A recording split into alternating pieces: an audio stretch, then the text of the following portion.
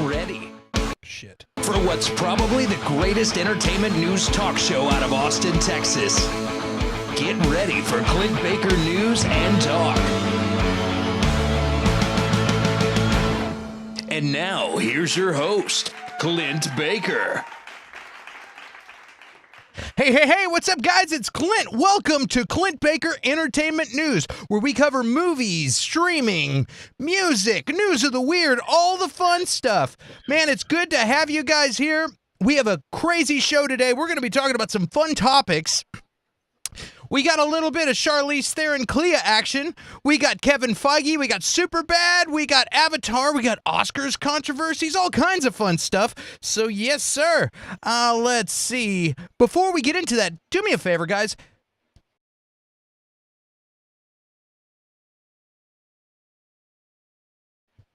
As subscribers to the channel, if you get a chance and you get to go to the description of the video on YouTube, you can find all my social media. If there's something you want us to talk about, message me about it. I'm the OG Clint Baker on all platforms.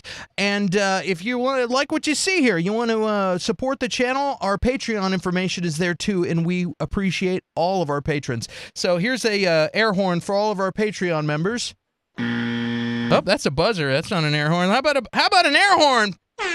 There we go. All right, well, let's now that I screwed that up, let's get Curtis in here to dig me out of this mess. What do we say? Curtis, how you doing, man? I am doing great. It is Friday, and I'm ready to talk about movie news and celebrity bullcrap. Yes, sir. I like the enthusiasm, man. It is Friday, and we're gonna have a good time. So let's see here. Before we get started, let's talk to the chat. See who's in the chat here. What do we got here? Hi everyone. We got Bobbi Andersen. All right. We got a little bit of Melissa K. Kennedy in the house. Yeah.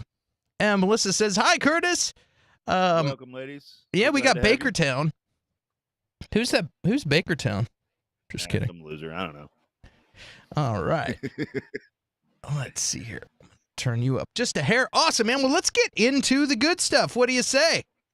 Yeah, let's. All right. That's a pretty good topic. The Academy of Motion Picture Arts and Sciences has apparently asked its members, by way of detailed survey, what they think of various Academy policies and initiatives, but even more pointedly asks some detailed questions about what they really think about this year's Oscars show. This comes to us from Deadline.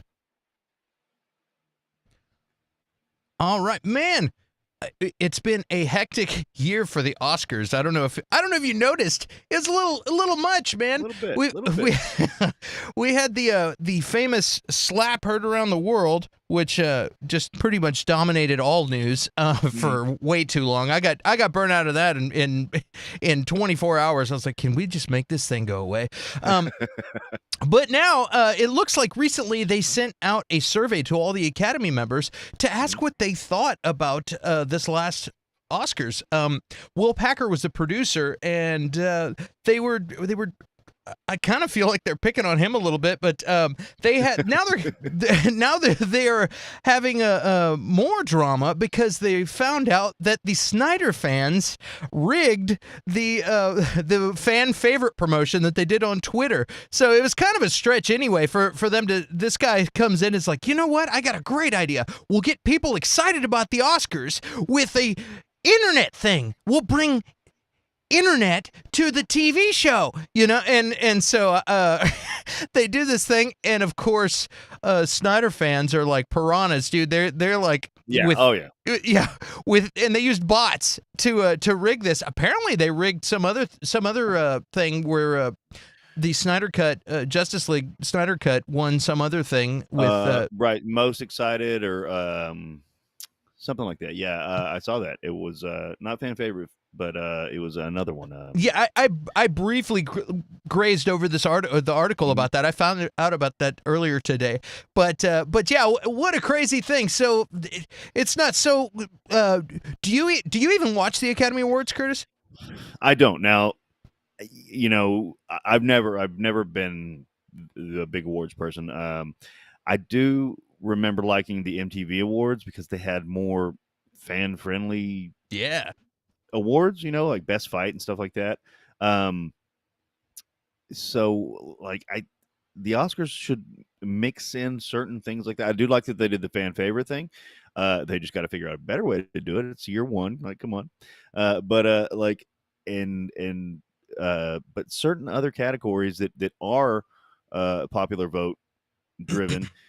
Because too, I don't like the idea of these random people that they've decided are the members deciding on these movies. Every year the people always feel like that's not my movie. That wasn't the best movie. Everybody. So like whatever they're going to do, they need to make it more. I don't know. Thing like where I want to watch it. Of course, that's how I feel. They should. I think they should probably. They should There's probably a lot of politics involved to get nominated in the first place. Yeah. I know there is actually, but they should, I guess, do fan favorite awards for everything and keep the Oscars separate. Right. You know what I mean? Like, like have a different award show that's what the fans say, and have the Oscars do that. I think like the Oscars weren't broken. Like they're trying to make the Oscars exciting. You want to make them exciting? Make some great movies. Like in. Well, yeah. No, there's been some good movies. This is but they weren't broken. I mean, you're right. They weren't broken, but there are. I mean, like there were people who used to have like Oscars parties and stuff. Yeah. And people that I know, and they used to love it every year. It'd be like their Super Bowl. I'm a big movie buff, but not that big, and they would just do this. And like, the last 5 years or so, they just haven't been doing it. Maybe pandemic fatigue but I mean, it's been longer than pandemic. And it may be movie choice. That's a good point too. But like, I don't know. It's kind of been, I don't want to say lackluster because again, I'm the guy that doesn't watch them regardless. But I know serious fans of the Oscars that I know, have kind of waned in the last few years. So it's not broken by any means, but it's it's tapering a little bit. Yeah, it's weird. I think what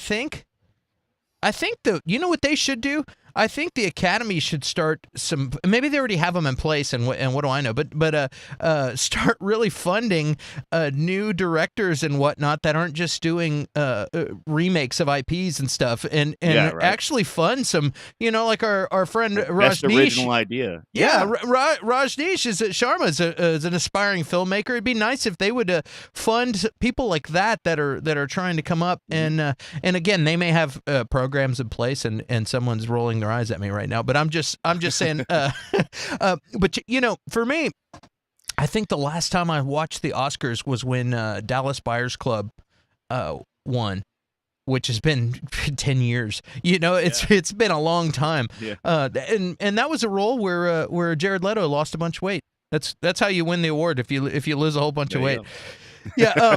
Let me ask you this: there was some drama. A lot of controversy and argument about pre-taping certain awards, and like this producer, he just figured out, hey, I want to make these more streamlined. We're going to do some audience internet participation, but we can get these awards streamlined. But because these long walks to accept your award, everybody's like, geez, this thing is taking forever. Let's get a bunch of these awards and clip them down, clip the walks out, and just have it, boom, you get the award. You still get your speech. You get presented the award. But some people would argue that that's taking away. Like, why do we get to see Jennifer Connelly walk down the aisle in her elegant dress and go up the steps, and we get to wait for her, but the sound design guy is not as important as Matthew McConaughey? That's not cool. Like, we're all a team. We work together to make these films, and what the editor is not as important as the director, like he's the one who crafted the movie, you know what I mean? Like after it's all said and done. So there's arguments about this. What do you think about that? Do you think it's disrespectful? Or if you watch the show, I thought it actually ran pretty smoothly. You didn't notice it. And as far as being an editor of videos and voiceover, I'm a big fan of trimming the fat. Like, hey, let's keep it all juicy, all killer, no filler. So the director, content crafter part of my brain says that's an excellent idea. But the sympathetic and respectful part of me says that is it does seem like a gesture of you're not as important as these other people. Okay, what do you think of that? Well, that's the thing too. So if it's meant to be grandiose and stuff, which it always has been, it runs for like 5 hours anyway. They do the pre-show and the post-show and stuff like that. Like, they can show these people walking up on stage. You're right. Like, and I bet like it probably did move seamlessly and smoothly. Like, that's the idea. But yes, I'm kind of agree with you. Like, when we're talking about the merits of the film, which is what the Academy Award is supposed to be about, you need to recognize these people that do well, I was going to say little jobs, but you can notice one of the first things you notice in a movie, if it's shit, is sound. If it's bad sound, like, you'll notice it immediately. So like, they're not little jobs. They make the movie better. Now, I understand like something like the Billboard Music Awards or something like that. That's about selling. That's selling. We know who's selling the CD. It's a person. It's the main artist. It's the this. It's the that. It's the a lot of times the pretty face or the handsome guy or whatever. No matter how well they can sing or not. In the movies, like, that's to a degree that's true, but those aren't the movies normally that win.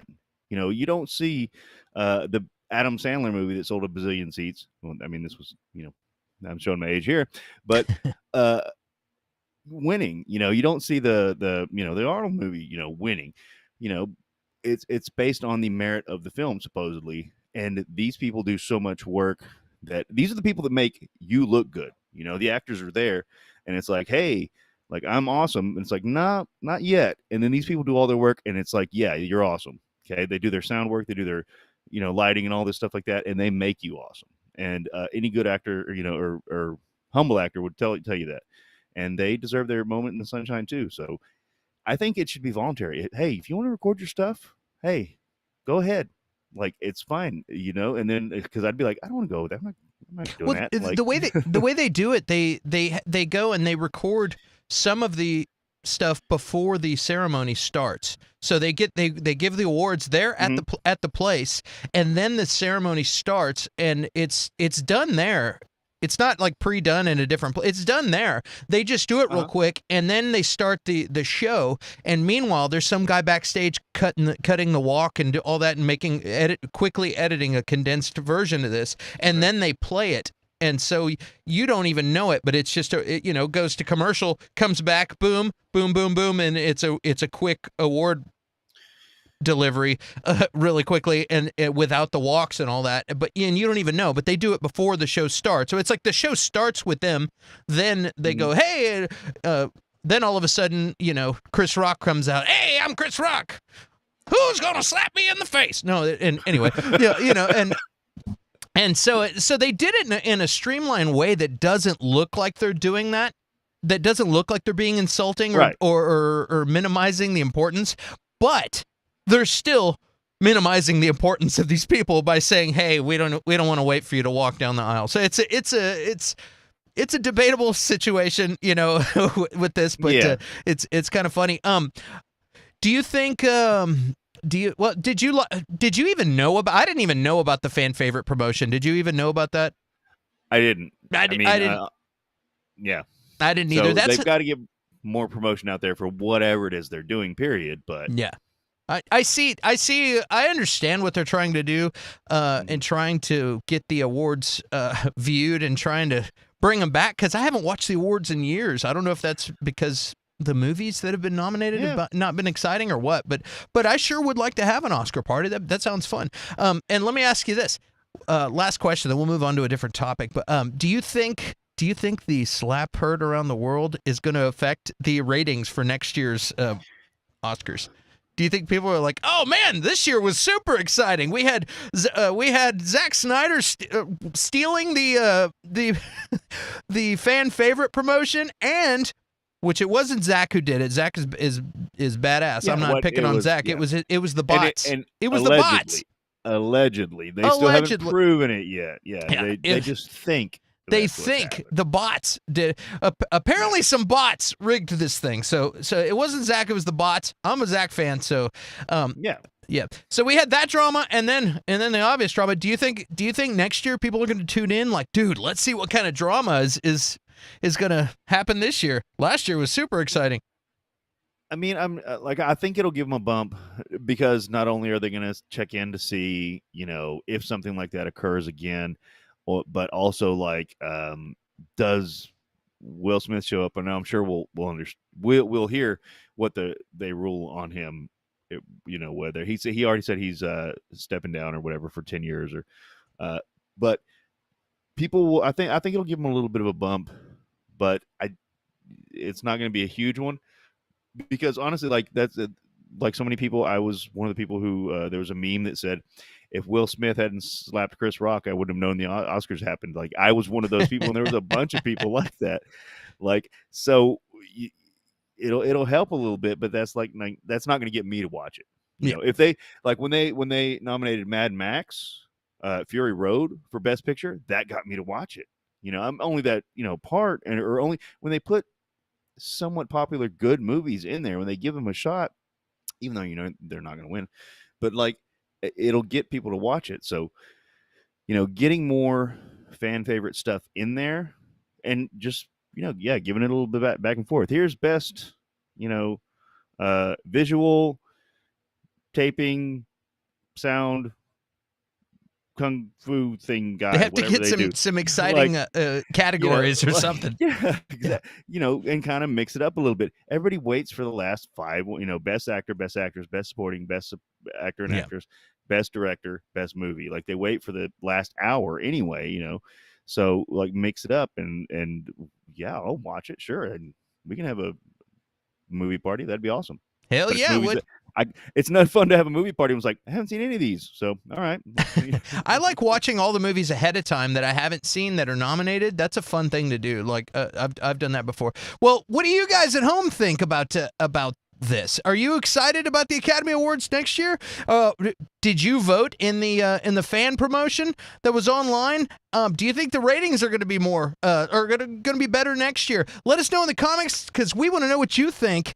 And now let's ask the chat. Chat, how are you guys doing, man? What do you guys think about all this? Let's see here. Bobbi says, I like the reactions of the audience when the winner walks by. I do too. Melissa says, has a winner ever farted going down the aisle and the reaction caught? I don't know, but that's the best question of the day right there. That's an excellent. Has anyone ever crop dusted at the Oscars? That's the question right there. Not sure about that, Mel, but in the past, some of the reactions were awesome. Maybe that's what it was. Whenever you see like they show the pictures of when it's like she won and people are like, oh, maybe it's because they crop dusted as she walked by. They're not mad that she won. It's like, oh God, there's not gonna all over me. We won't have any Will Smith crop dusting anybody. That's for sure. Yeah, I saw that. Bobby said he had been banned. So thank you, Bobby. I wasn't sure if 10 years. Yeah, he's been banned for 10 years. Thank you. And then he resigned from the Academy. And that's what I thought too. Bobby said supporting actors used to be in the first hour. I thought it used to be framed differently. Like I'm not a regular watcher, but I used to watch it more when I was younger. I'll admit that. I think my parents watched it or something. I don't know. But it seemed like it used to be a little more spread out with the big hitters, But now it's kind of all towards the end. Correct me if I'm wrong. Again, I don't watch it regularly, so I might be wrong. Dude, I haven't watched in quite some time. Well, let's move on to the next topic. Here we go.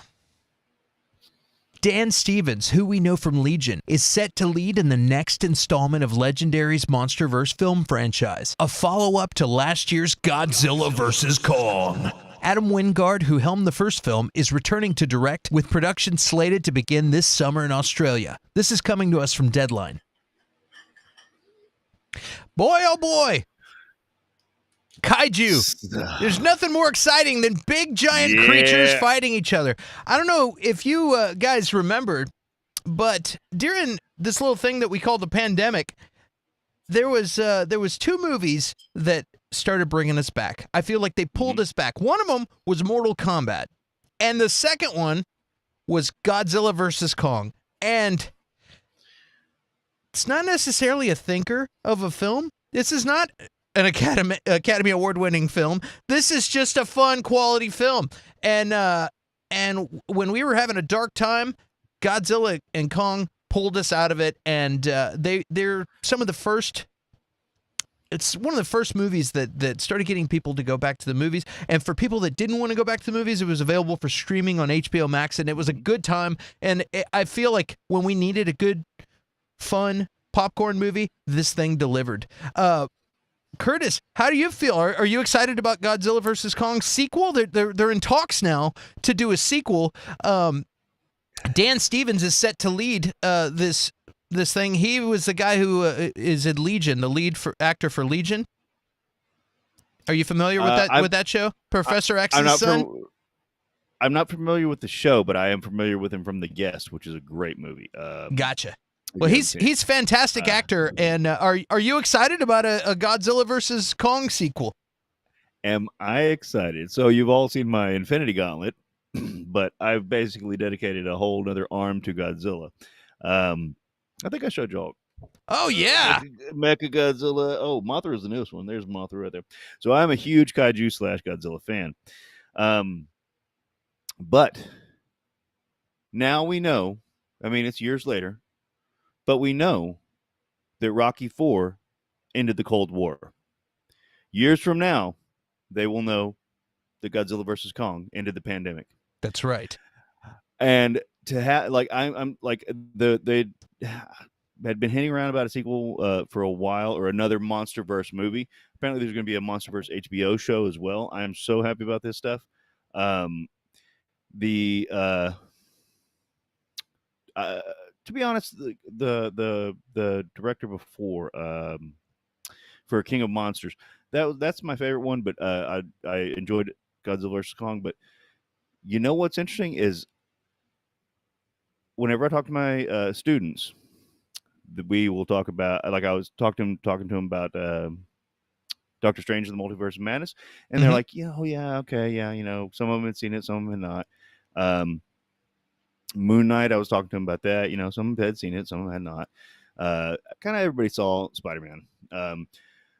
But whenever I was talking to him about Godzilla versus Kong, because they know obviously that I like it, like they just are like, yeah, man, when the next one comes out, blah blah blah, Kong's gonna come back and he's gonna whoop Godzilla's butt, blah blah blah, and they are just so stoked. And I was, because I knew that was supposed to be the end, and it may or may not continue. They were like, sure, it's going to continue, and so it's bringing this whole new generation of fans, thank goodness, into the kaiju realm, into the Godzilla realm, and it's gonna be good. I've heard a few different plot lines, and I really can't wait. Yeah, these giant creatures are forever. Humans come and go, but kaiju are forever.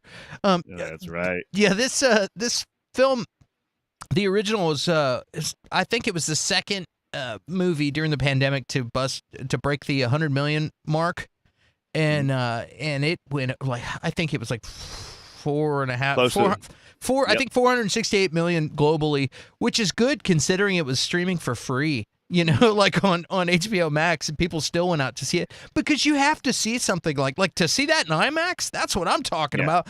In 4D. Have you ever seen a movie in 4D? I have not. 4D. No. There's some theaters that they have vibrating chairs. So if you're watching like Godzilla or Jurassic Park, every time the dinosaurs take a step, your seat rattles. It's really fun.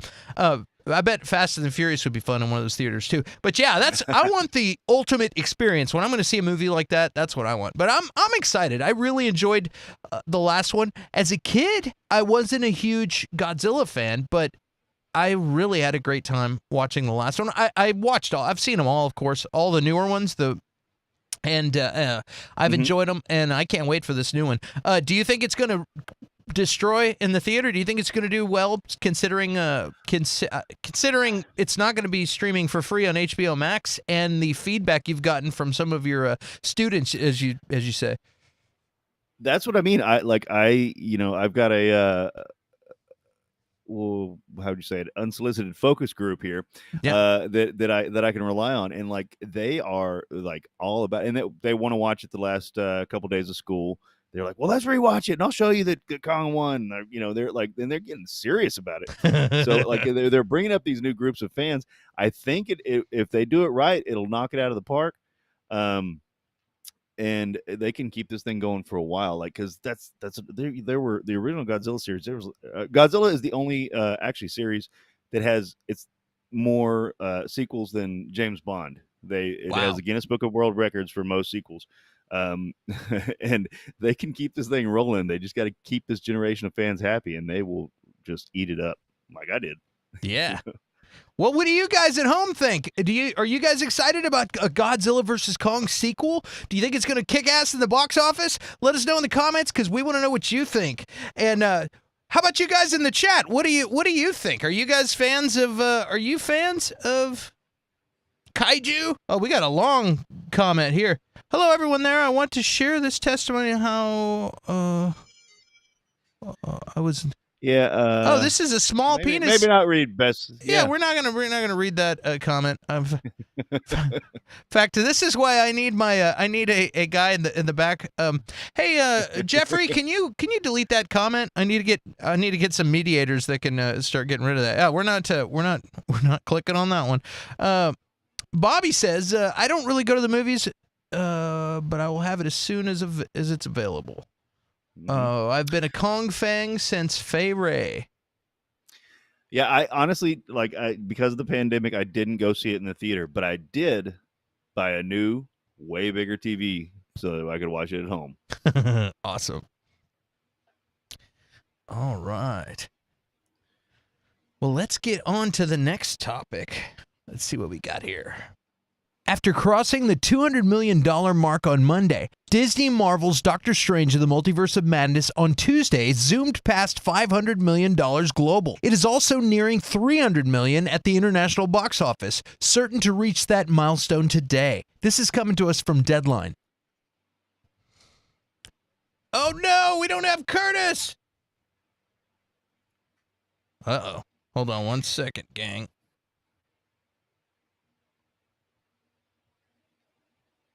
Right. We're going to go back to this one here. Curtis, what do you think, man? Do you think Doctor Strange is going to outperform Spider-Man? I don't know. I mean, Spider-Man was right in the middle of Omicron, and it's still super huge. Theaters are more open now, so it's possible, but man, it's Spider. Like everybody I know was excited to see Spider-Man. Like I just said, the kids were like they all saw Spider-Man. Doctor Strange 2 is amazing. Like I said, I think it's even better than No Way Home. But Doctor Strange is not and will never be Spider-Man. So if it does, I'll be happy. I'll be very happy. But that's a tough one. I don't think it's going to get there. I don't know. I don't know. I don't know if people are starting to get used to going back to the movies, so now it's building back to what it used to be. I don't know. It's funny because you have all these people that are saying Marvel's going down. Marvel's starting to suck, or they like Marvel. The new Marvel things. They aren't just as good as they aren't as good as the other stuff. And I keep telling everyone, once you peak with Endgame, you have to go back down and build the foundation of a new story. So it's like they're starting a whole new series, and you need all these foundation movies to get to the big climax. But what's hilarious is that if you look at the numbers, these movies are destroying in the box office. So I don't think Marvel is going down. I think there's a lot of loud people on the internet that want to hate and to be negative, and there's a lot of people that are looking to make clickbait articles that are saying, "Hey, Marvel's going down," and so they're writing these articles, and people are reading it and going, "Yeah, that one's not as exciting as Endgame. Nothing's as exciting as Endgame. That's one of the most exciting movies ever." So I think it's funny though, like. If Marvel is a sinking ship, if it's circling the toilet, why are the numbers looking incredible? You know? Yeah. I mean, I don't by any means think it's a sinking ship yet. There is noticeable fatigue, maybe, or something like that. Like honestly, with Phase now, here's the deal though. I've seen all the Phase 4 movies in theaters, so but Phase 4, I have not been as excited. But Doctor Strange got me excited again. And if they keep rolling with that tone, with the way that movie was, and I've heard things about Thor 4 that are going to lean into that a little bit as well. So if that's the case, like, I'm excited about it again. I see, I can kind of see where they're going a little bit. You kind of have a better idea. But it's not going down. They are reestablishing. I just don't think that the reestablishment has gone as well as it could have. Like you were saying, whenever they're coming down from the peak. Well, speaking of where they're going, I'm going to jump right into the next topic because it's related. And this is a spoiler. If you haven't seen Doctor Strange, post-credit scene. This is a spoiler. You should cover your ears and eyes. Come back in about 5 minutes. It's not a huge one. It's not really. Charlize Theron posted 2 photos on social media today that give a quick look at her in Clea's makeup and costume. The character has a post-credit scene in Disney and Marvel's Doctor Strange in the Multiverse of Madness. This is coming from Deadline. When recently interviewed in Deadline's Hero Nation podcast, screenwriter Michael Waldron said, "Doctor Strange and Clea have a lot of great adventures in the comics, and we knew we wanted to introduce her. But it felt like we had to close the book, to some extent, on his love story with Christine Palmer, the Rachel McAdams character. So Doctor Strange hears that wisdom from Christine to face his fears and to be open to the idea of loving someone. And then along comes Clea, and I guess we'll see what happens between the two of them," he teased. Oh, look, we lost Curtis again. This is great. All right. Well, Curtis. Okay. Well, Curtis, what do we need to know about Clea? This is for people. We got Clea now joined this universe, and I was talking about Doctor Strange doing great in the box office, and we started talking about what is going to happen with Doctor Strange, and they introduced Clea. What do people who don't know who Clea is, or what the hell is a Clea? What do people that maybe didn't read the comics but they love the movies? What do they need to know about her, where she came from, and what this could mean for Doctor Strange in the future? So with the way the MCU goes, who knows if this is going to be the way they do it? But in the comics, Clea was she ends up being Doctor Strange's wife. So the fact that they closed the Rachel McAdams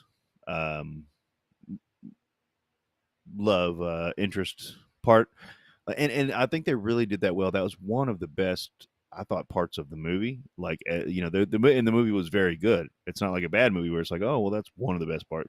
No, this was a very good movie, and one of the best parts was how they closed out that love story. Whenever he's like, he just sees her and he's like, "I love you in every universe." Like, it's just so beautiful. Like, it's just a great line. And it's delivered well, and it's received well. And it's just beautiful. They do that. Marvel's got a knack for doing that. That line where Vision is like, "What is mourning if not the continuation of love, or the surviving of love?" And I was like, I got warm fuzzies from that, Viz. Why are you doing this to me? I'm trying to watch a comic show. You damn robot. Yeah. Sorry, I didn't mean to derail you from the Clea thing. But okay, so enter Clea. Then now what? What should we expect? Where did she come from? Who the hell is this girl? Lady, I should say.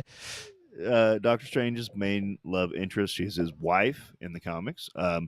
That what's interesting though, and I don't. This is what I'm wondering if they're going to do in the movies. She is Dormammu's, I think, niece. But she's more powerful than Doctor Strange. For In the comics. for the people who don't know what a Dormammu is, who Oh. don't read, what is he? I'm trying to make this. I'm clipping this explanation out. I'm going to make a separate video so that people who don't know who this character is, they can hear this explanation and get an idea of who Clea is.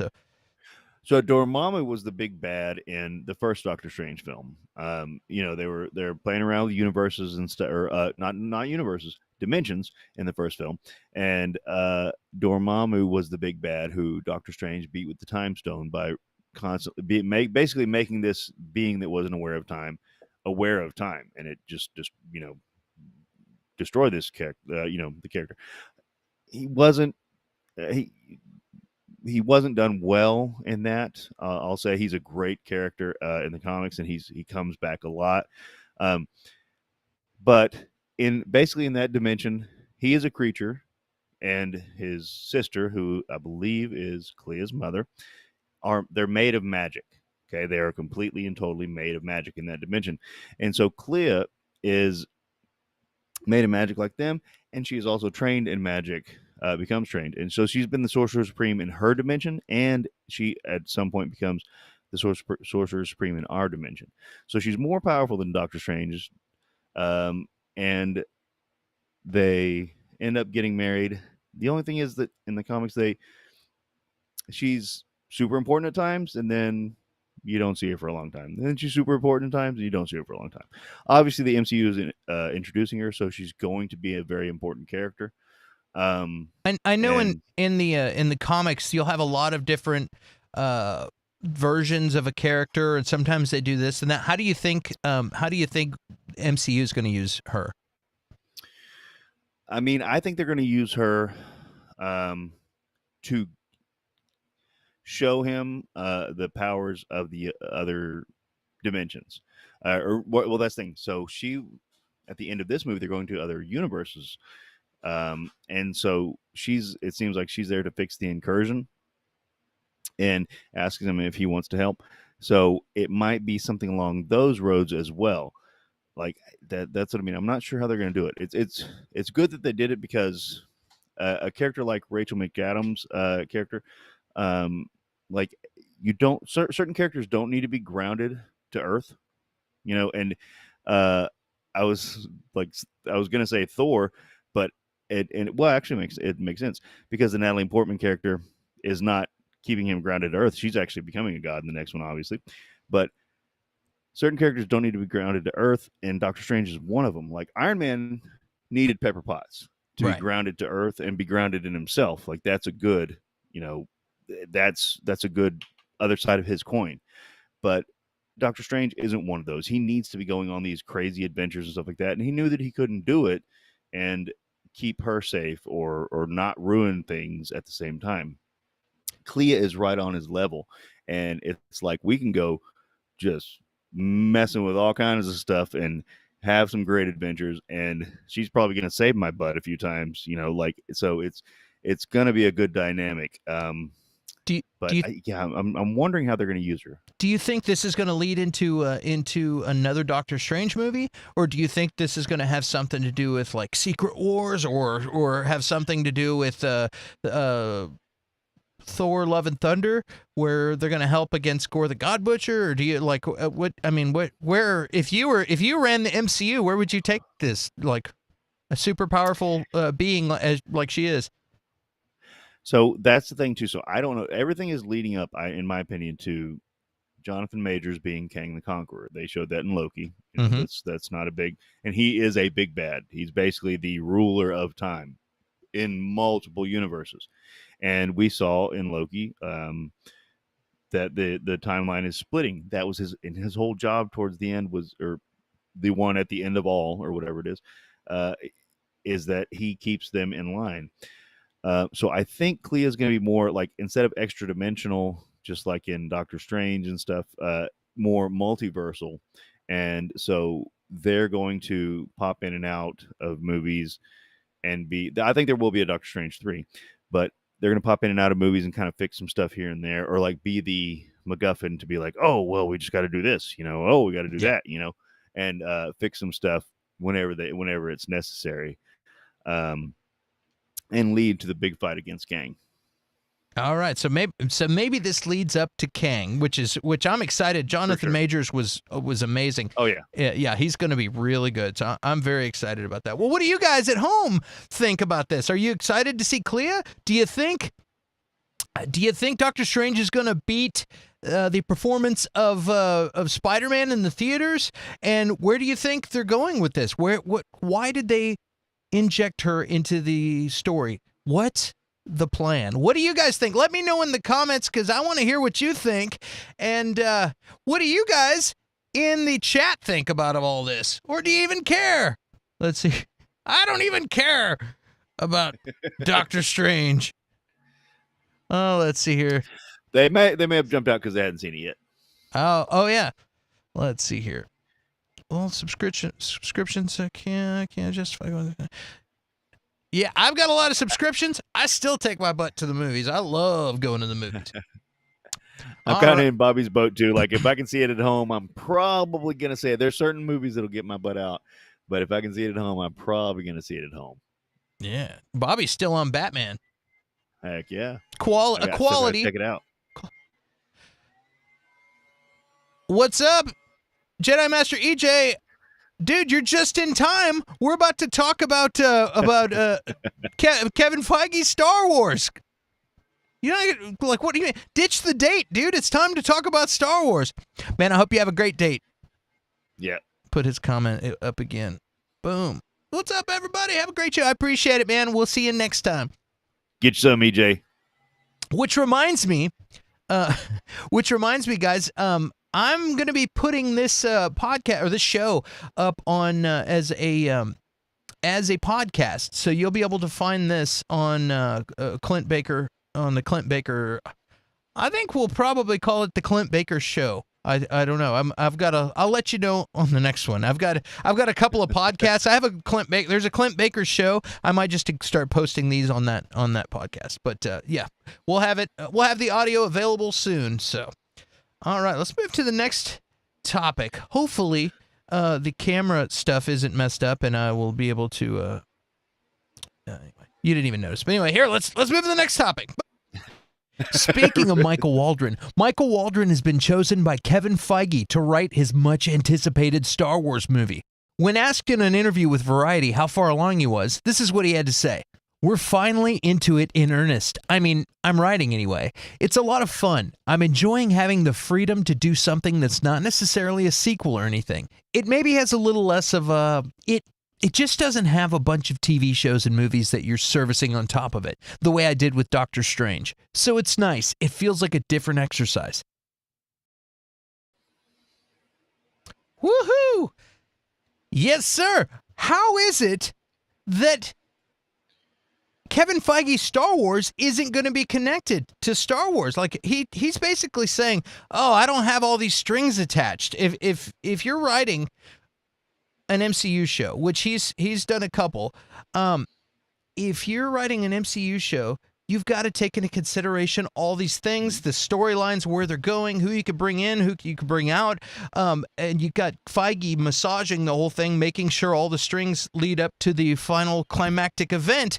They have this thing mapped out for 10 years at a time. It's insane with Marvel. And now Feige, because I'm sure he's had a great time working with this guy, has hired Michael Waldron to be his writer of his story, to tell his story. So he's telling his story for the Star Wars movie, and people have been talking about this for a while, have been excited about Kevin Feige's vision for a Star Wars movie for a while. And this guy says, man, what a relief. I don't have to worry about other things. To me, that says maybe they're doing something like Old Republic, or maybe they're going into the future and doing something completely different. But the fact that there's no strings attached to other things tells me this isn't going to be a story about Poe, and this isn't going to be a story about Boba Fett and the New Republic stuff and all that. Right. It's not going to have anything to do with Ahsoka. It's not all these things that we're loving. I don't know about you guys. I'm loving all the new Star Wars stuff that's happening recently and in the works right now. But this isn't related to that. And I don't know about you guys, but I've seen some Old Republic footage for like cinematic video game footage. If you haven't seen that, go look it up. It's 4K cinematic footage for Knights of the Old Republic. It's awesome. I saw that and I said, why don't they make that the new Star Wars stuff? What are they doing? It's super awesome. And anyway, this gets me excited. I'm like, what are they going to do with the new Star Wars? What do you think about that, Curtis? Well, so, and that's the thing too. They kind of said that they think it'll be a one-off, like Rogue One or Solo, and that's the thing too. Like people who have loved this universe, yeah, we're all down for some more Luke Skywalker or whatever, original characters and stuff like that. But we just want more of this universe, and I think that's why the Mandalorian hit such a nerve. It's like, you don't need, it's just within this universe. We know the context of the universe. Here's another character in it. So they could take, Pam Javan, and he's just this Jedi that was on this planet, and he grew up, whenever Luke was training all the other Jedis or something. I'm just making crap up, but I'm just saying, like, if they can make this great story about this character, and they can build this character as long as they do it well, and we'll be fine with it. Like, as long as they don't go, throwing cannon out the window, we're going to be like, that was fucking good. So, like, what they can do with this is great, because it can get away from, like, honestly, whenever I was watching Mandalorian and stuff like that, and when I would see besides whenever Luke Skywalker saved their ass the first time, that was awesome. But like whenever I would see him again, I'd be like, I kind of don't want this. I kind of want more of the new characters. I want to, move on a little bit. I love the old characters. They're great, but we have to move on. So let's go ahead and do that. And I think that they can do that with this. The only thing that worries me, and I think Obi-Wan is going to be a good gauge for this, is that, to me, Feige's in charge of Marvel. We all know that. Okay. Marvel has been, we know the Marvel sheen, or whatever you want to call it, the Marvel tone, or however you want to, the Marvel signature of shows and movies. Oh, Boba Fett, to me, seemed to be heading that direction.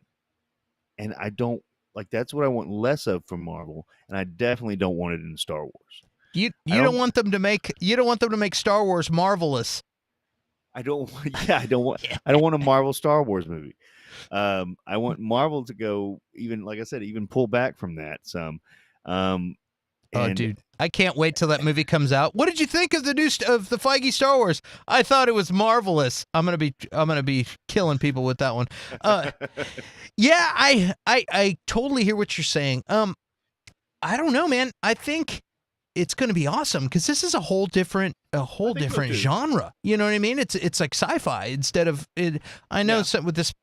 I know we're delving into space comics now, but it's not superheroes. These are Jedis. You know what I mean? Like, these are space samurais, and they're space mutants. They have telekinetic powers and stuff. They're just space mutants, so it's different. So shut up. I think it's pretty cool if they do, like, like Rogue One. Rogue One is a standalone movie. Well, no, it's not standalone. It's connected, but it's something. It's different in that universe. You're following Cassian Andor, somebody we never heard of. They're doing their things, and then they do a little nod by connecting it to Star Wars with the Vader scene at the end, just to make everybody wet themselves in the theater. At least I wet myself. But yeah. I was practically standing on the seat in the theater. I was like, yes, when that happened. I had so much fun. But yeah, I don't know. I think it's going to be cool. I think them coming in and trying to say, okay, hey, work Chewie into this, and work 3PO into this. Like, if they do that, then I'm not gonna like it so much. Like, Yeah. It'll probably still be good, but it's like we don't need it. We can leave those characters alone and do other stuff. You know, I mean, I'm down. I'm always down for an R2 cameo, you know, or whatever. But anyway, I'm excited. I trust Feige. That's what everybody says. Feige. I trust Feige. That's the most uttered phrase on the internet. And Feige, I trust. Is this going to be? Yeah. I just got excited. I was reading that, and then I read between the lines and said, "Hey, he just said it's not connected really. Like it's." Like he doesn't have to worry about other things, and that means he's not worried about Cassian Andor. It means he's not worried about Ahsoka. Like? Yeah, it means he's not worried about any of the trilogies. That's exciting. You know what it sounds like? What? You know what it sounds like? It sounds like they're worried about Zack Snyder's Rebel Moon, which was probably completely its own little thing, and he's like, "I'm still making it. We just, not calling it Star Wars." And it's going to be on Netflix. And they're like, well, crap, that's going to grab all the Star Wars fans. So we got to make something, like that's what it sounds like they're worried about, honestly. Like, because I'm excited as hell for Rebel Moon. Like, and that's me. Yeah, just making new characters. We know the universe. We love the universe. Just give us some new stories. We don't need the same story. Yeah, well, if there's ever an internet poll about Rebel Moon versus Feige Star Wars, Rebel Moon's going to win. You know what Versus is coming up in 2 years. You know what? Oh, yeah. You know what Versus is coming up in 2 years or whatever it is. Absolutely.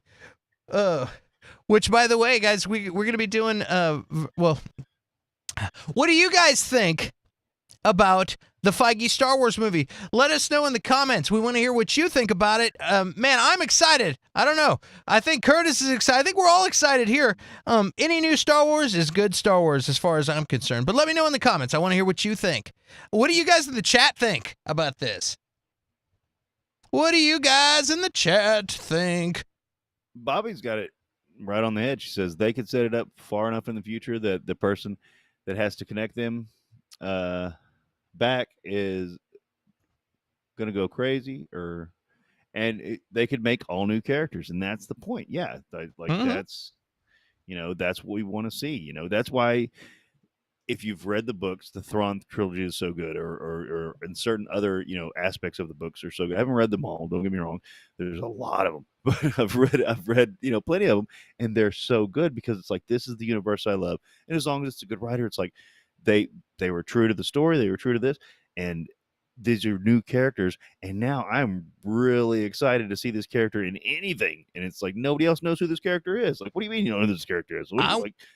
I want him to make. I heard that they're talking about making the Thrawn book. I heard that as well. Where the Thrawn book, where they find him on a planet and he ends up a stowaway, like sneaking on board after killing a bunch of them, and instead of executing him, he lets himself get caught. Have you seen that one or read that one? He lets himself get caught, and then the ship captain, instead of executing him like you would most people, because he was so smart, he was like, this guy's too smart to kill. I'm gonna go ahead and and he took him on as a guest, and next thing you know, they took him to the Jedi Academy, or not Jedi Academy, to the Empire, and he went to the Academy and ended up meeting the Emperor and all kinds of crazy stuff, and worked his way up the ranks after going to school. And he's so smart that he just excels everywhere he goes. Next thing you know, he's like he's got his own ship, and he's I don't even remember if he. I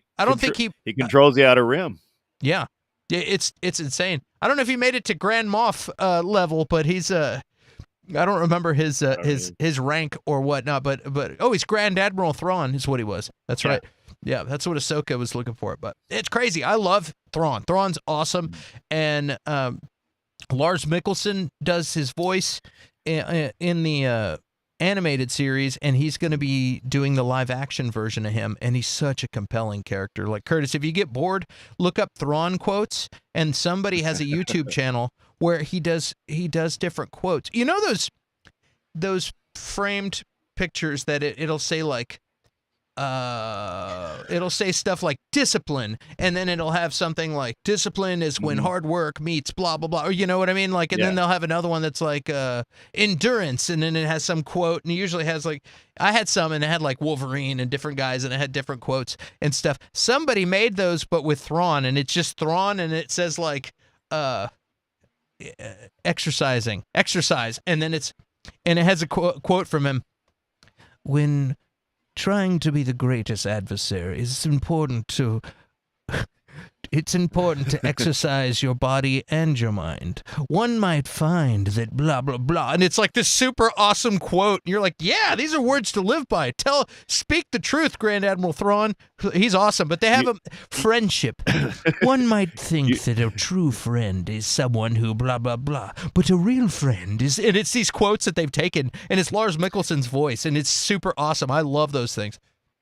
It's one of those things where you say the quote at a party and people are like, who was that, Churchill? And you're like, yeah, it was Churchill. Yeah. No, I say Churchill. And somebody else is like, that was Thrawn, dude. Grand Admiral Thrawn, Churchill.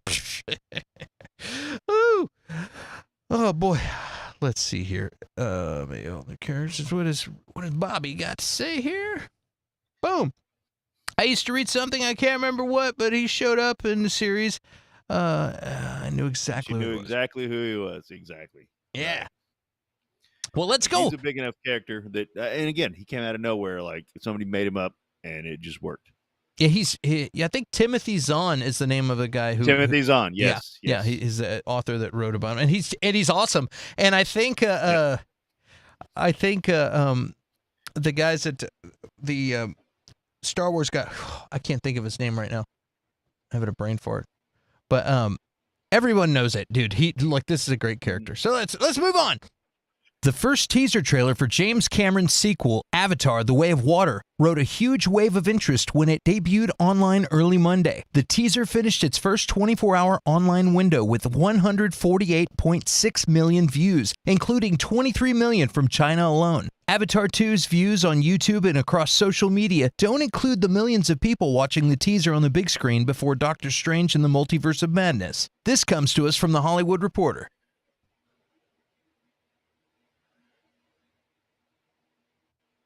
What's going on with that? Like, people seem to be rolling their eyes at Avatar. I'm like, Avatar, it's no Marvel. Avatar, it's no Star Wars. It's no Batman. But if you look at the numbers for Avatar are through the roof. What is going on there? Like, man, Curtis, what's going on? First of all, are you an Avatar lover or hater? I'm not a lover or a hater. I'm an Avatar meh. Or Me too. Yeah. And I'll tell you what's going on here. All those bots that they attributed to the Snyderverse, they're the ones watching this Avatar video. That's what it is. Like it's not. They don't have to worry about that for the Oscars. They're out there watching the Avatar YouTube thing. Yeah, James Cameron was like, okay, somebody get me the Snyder bots. We need some Snyder bots. We need to make some headlines with the viewing of this new trailer. Man, well, do you think James Cameron's going to? Have you seen the new trailer? I saw it in the theater. Yeah. I thought it looked fantastic. The first one looks fantastic. I think what's really amazing about the Avatar stuff is you see the up close shots on these creatures, and you could see the pores of their skin and the textures of their skin. It's really amazing. I don't know if they have like 10 times as many servers and computers to process all of this stuff that James Cameron was like, dude, what does it take to do computer animations gear-wise? Oh, well, you at least need this many computers. Okay, get 10 times that because we want triple the resolution. Like, I don't know if that's what's going on, but it really is amazing looking. But as we've said in the past, computer graphics has come a long way. Is it going to be the same spectacle? Like they changed the game when the first Avatar came out, and they changed the game in the box office when they broke all the records, and it's a super huge movie. Right. Do you think James Cameron's going to destroy the world again, or do you think that was a fluke the first time. It was just because it was new technology and people are kind of over it, and we have CG fatigue now, and we don't care. I think James Cameron will deliver. He always delivers. Like, I haven't seen anything from him, but I think the last thing from him was Avatar. You know what I mean? I haven't seen anything from him in a while, but I think the last thing that he did was Avatar. But he's gonna deliver. It's like this. I highly doubt that you're gonna watch this movie and be like, "That was a bad movie. That was a piece of crap." Okay, it's probably gonna be a damn good movie. You know, just like the first one was. But it wasn't as for some people, it was very life changing. It was like, wow, oh my gosh, you know. It wasn't that for me. It was very good. And seeing this trailer, like when it popped on the theater, when I saw Ava 2 coming on, like I opened my eyes wide and I was like, I want to check this out. And it did. It looked beautiful. It looked amazing. But the thing is, to me, it didn't look anything drastically better than the big budget Marvel movies. Yeah, like well, I mean, they're no slouches. You know what I mean? It's not like that's so kind of like you were saying, there people are used to it now to a degree, and still, like you said, you can see the pores and stuff, but it's still like it still looks animated. And I said to myself, that almost looks as good as practical effects. It's like it still looks animated though, and I don't like. I wonder. It's not exciting me so much. I didn't mean to cut you off there, but I wonder if that because video games have come so far. Like, video games are incredible. To a couple of old guys like us, now we're living in the future. Video games, the graphics are so incredible. I wonder if it's going to make people, because I heard someone talking and he was like, yeah, I saw the trailer. It didn't look like much better than any of the games that I play. You know, and I wonder if that's going to make people go, like and I doubt James Cameron sitting around playing a bunch of awesome video games to recognize that. His interns are probably telling him that, but I guarantee you though he surrounds himself with quality. You know what I mean? Like for sure. He wouldn't be where he's at if he had a bunch of amateur hours and guys and yes man. And also the cast is really good. They've had a few additions. Vin Diesel is on board. Kate Winslet is on. It's gonna be like family. But yeah, Kate Winslet's on board. There's some really great people in the cast. Giovanni Ribisi, Michelle Yeoh, Cliff Curtis is awesome. Zoe Saldana, Sigourney Weaver, Stephen Lang, Sam Worthington. Sam Worthington, I always pick on that guy. Yeah, you said him last. Yeah, I said him last. You said the star last. He's the guy that I got mad at when the year that he was in Terminator, because that was the year he came out and like he was in like 4 blockbuster movies, and I was like, who the hell is this guy? Ever. Who's this random average dude? But he won me back in one of the Netflix crime series, FBI crime series. He won me back over. So I'm wishing well for Sam Worthington and everybody else on this cast. So yeah, well, we'll see. What do you guys think at home? Let me know in the comments of what you think. Do you think James Cameron's going to deliver? Do you think the Avatar sequel is going to break every record like they did on the previous Avatar? Let me know in the comments, because I want to know what you think. What do you guys think in the chat? What do you guys think? It's going to be good, but I don't. Hey, Raj. Go ahead. I'm sorry. Yeah, Raj in the house.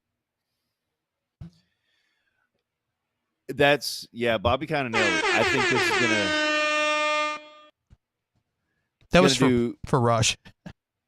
Gangbusters streaming. Now they said they're gonna wait. They're gonna have it only in theaters, and it'll do fine in theaters. And streaming, it's gonna go bonkers. I think I could see it easily taking over the #1 spot of most streamed thing ever. But in theaters, it'll do well. But I don't see it topping it out again. I wonder how many people out there are going to say, you know what? I don't want to watch this in theaters. How many people is that like, I go to the movie theater all the time. Is that the new thing? Like, do you think, are most people not wanting to get out, or? Well, I mean, it's easier at home. It's better at home. Now, to be fair too, I used to be a person before the pandemic. I would go at least once a month to the theaters, at least. during the summer, probably, twice a month or something like that. But like, that's what we would go, because whenever I was growing up, that's what we did as a family. Like, okay, let's go see a movie. And once a week is kind of tough because, there's not many kid movies out, but like, I would go at least once a month to the theaters. Now though, like, it's just when something big comes out. Now, hopefully it'll come back around again. And during this summer, we can, go see more. I do enjoy it, but that's the thing, whenever it's like, for some movies and you want to see it the day of, but you don't want to deal with the hassle, like, it's better to catch on streaming. And then if it's worth it, like, I'm going to go, like, I went and saw Godzilla versus Kong in theaters after I saw it, on streaming, so certain movies like that, like, if they're good enough, it's like, I'm going to go see this in the theaters, but for some, it's like, okay, I'm not glad I didn't spend $10.50 on that, because like, well, I took my family of 4 to the movies, and we got snacks and stuff, of course. It was like $100, because it was like $10 each for, it's ridiculous. Like, I know they got to make their money. I'm not, but like, I can't be doing that once a week. Like, What's crazy too is now they've started raising their prices for big time movies, like blockbuster movies. Right. For like, so like, oh, I'm really? gonna go see the Batman. Instead of it being $10.50, you might go pay $13.50 to see Batman. Whereas if you were watching, everyone, everywhere, yeah, all at once, it'd be $10.50. But because you're watching Batman, it's $13.50. Like, they're charging a premium for movies that have a yeah. demand. Like, I guess I guess can't it's use my supply and brain. demand. No, It I is. guess it's supply and demand, but like, still, that's like, you're gonna have dead seats on whatever day. I mean, and that's the thing. If they've got the empty seats, like, I'm not, if they're not empty, if it's sold out, like, I'm gonna go, or not even if it's sold out. If it's like, I gotta get crammed up against the screen or something, I'm not gonna do it. I want to enjoy the movie. So I don't know. All right, well, let's get on to the next topic. This is an interesting one. Judd Apatow wanted to make a Superbad sequel, but, quote, everyone was like, nah, we don't want to screw up Superbad by accidentally making a crappy second one. Apatow recently said on the Inside of You with Michael Rosenbaum podcast via IndieWire. That's interesting. Just the name of that podcast is interesting enough. The Inside. Yeah. Inside of You. Okay. Yeah. We don't want to screw it. I think that's hilarious. Hey, you guys want to make a sequel? They're like, no, we don't want to screw up this masterpiece. Which is great. Superbad was a fun movie. I don't know that I would think of it as high art. You know what I mean? But it was definitely a fun movie that I enjoyed. But I would say there's a lot of movies that don't need sequels. I mean, do you think Superbad needs a sequel? I don't think it needs one. I would be fine if it had one at the time. Now, when I read the article, they were saying, I believe it was Jonah Hill was saying, only if we do it again when they're in old folks' home and their spouses have died, so they can get out and cause trouble again or something like that. And it's like if it had a sequel at the time, I would have been fine with it. Like, there was a bunch of really good movies with those actors coming out, really good comedies with those actors coming out at the time. But now I definitely don't need a sequel now. And then when they're old and like in an old folks home like that, like, I don't need it then because the Expendables 12 or whatever it is going to do it better. Like, so I don't need this. So if they did it, maybe I would watch it. But think about it. Zoolander 2 was not good. Anchorman 2 was not good. Dumb and Dumber 2 was not good. Like, Dumb and Dumberer wasn't good either. Yeah. Like, that's what like, let it stay in peace. I think that's probably their point. You know what I mean? They're like, hey, we hit a home run with this one. Let's just leave it alone. Let's just leave it alone. At the time, though, no. But at the time, no. Keep it rolling, baby. Roll it, bones. Do you think some movies are sacred and should never get a sequel? Like, what's a movie that you would think should never get a sequel? yes, Superbad's not one of them, but in my opinion, Fight Club should never have a sequel. I know that there were sequel to the books. Oh man, I would love to see that. And what, the sequel to the Fight Club? Yeah, No, shut your face. I would No, love to see stop it, but I don't. I see where you're coming from. So they shouldn't. No Fight Club for sequel for Fight Club. To me, Fight Club is a perfect film. It's not. I'm not arguing that it's the best film ever. I'm not arguing that it's even my favorite film. It's probably top 3 to 5. But to me, it's just a perfect film. It's one of the few movies where I can say I've read the book, I've watched the movie. I'm not sure if the movie is better than the book, but I would probably lean towards the movie is better than the book. And it's just a perfect film to me. Like it just nailed it. And don't mess it up. Like the ending in the book is drastically different. The book, I mean, it's crazy. The ending in the book is drastically different. So I could see the book having sequels. The movie is a different story, and it like. Don't do it. Just don't do it. The ending in China is different. They don't burn. Yes, they don't blow up all the buildings. I don't know if you knew and that. Then all the bad guys were caught, and then they apologized for their crimes. Yeah, they have a fake ending. Oh, it's so funny. For me, I was trying to think. There's so many movies, but I was thinking about Pulp Fiction. Pulp Fiction should not get a sequel. You don't need somebody saying, "Hey, you know what, guys? It's coming up on 30 years. We should get Sam Jackson. We'll get John Travolta back. We'll Uma Thurman. We can get everybody. We can see where they ended up, what they're doing." And I'm like, "No, dude, this is not the Friends reunion. You're not going to Friends reunion Pulp Fiction. You're going to leave that alone because it is a perfect movie. It's a long, perfect movie, but it's a perfect movie. That's one of those movies I've seen in the theater 5 or 6 times. And I don't want to know what Jules is up to 30 years later. Sorry, don't want to know. Leave him alone. Don't need it. So that is my one where and there's a few more. There's a few more. Braveheart 2. What? But he died. Oh yeah, I guess we can't do that one. I was going through the list. What movies should never be made again? But anyway, yeah, I think it's hilarious, and I think companies, these film companies and studios are they're trying to make money, and so they're going through, and we're seeing it all over streaming and all the streaming wars, and everyone is just trying to find IPs that were successful once, and they're gonna either reboot them or they're gonna do a sequel to make more money. And I think it's sometimes when you make a movie, it is art.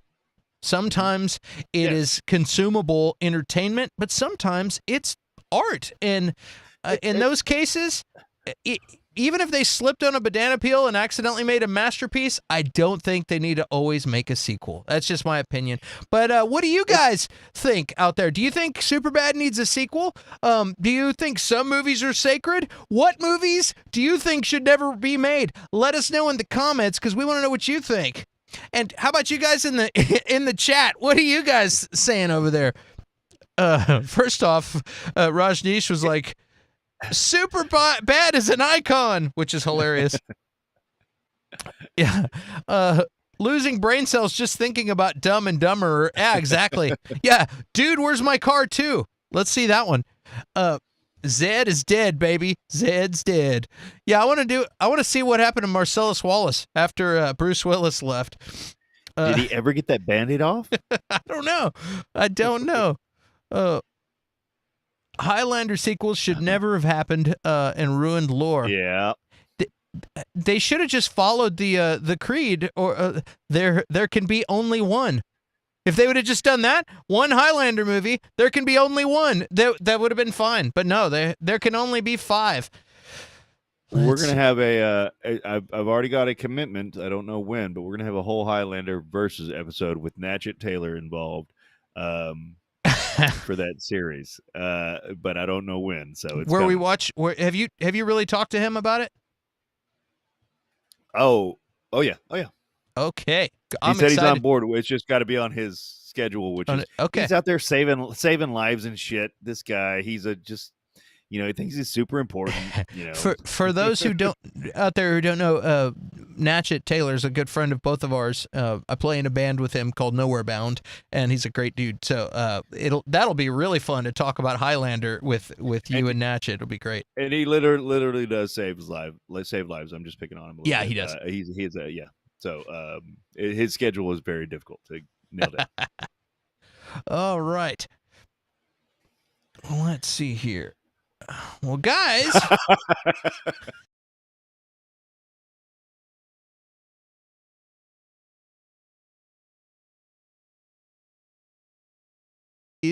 And like I said before, in the